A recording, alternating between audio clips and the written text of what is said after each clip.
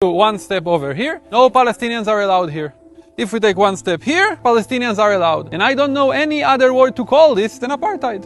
I went to the old city of Hebron, where my family's from, to see what the Israeli occupation has done to this once vibrant neighborhood. And there's nobody on this street, what used to be the main commercial street in Hebron, but Israel shut it down. Palestinians aren't allowed to walk here. Today, the old city is fragmented by military checkpoints and outposts. Israeli settlers have taken over Palestinian homes, and Palestinians are banned from walking on certain streets. This Palestinian cemetery behind me in Hebron, right here, in the old city. My grandparents are buried there. Any Palestinian can visit this cemetery. But this street, Shuhada Street, no Palestinians are allowed. كيف الحياة هون يعني شفتك هلا عم بتمر في حاجز. صعب عندنا هون كثير. This is Fadil, who has lived in this house his whole life. But in the 1980s, Israel set up a checkpoint outside his home. خلوش قرايبنا يجوا علينا. يعني بنتي متجوزة مين مسموح لها تيجي جوزها لا. وانت بتقدر تمشي هون مش ممنوع. بس لحديتهم. Wow.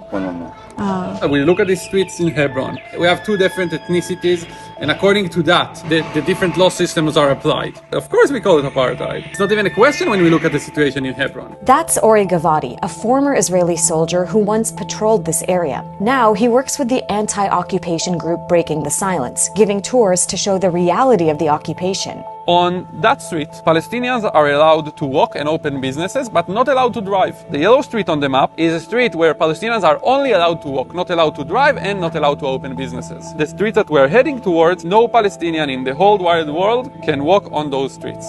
Why?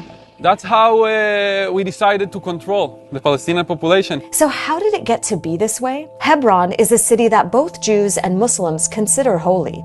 In 1967, the Israeli occupation began, and settlers started moving into the heart of Hebron. But even then, Hebron streets weren't segregated. In 1994, everything changed. An American-born settler entered a Hebron mosque with an assault rifle and killed 29 Palestinians. In response to this attack and the unrest that followed, Israel punished Palestinians, banning them from some of the city's most important streets. صادر شارع الشهداء، هذا الشارع اللي كان يوصلنا مع كل العالم، هذا الشارع كان يعيش بالحركة، يعيش بالزوار، بالوفود من كل أقطار فلسطين، اليوم صفت كنا مدينة أشباح. Even Palestinians who live on Shuhada Street can't walk out their front doors. We send Israeli soldiers to weld shut those front doors while everyone else who is not a Palestinian can walk freely.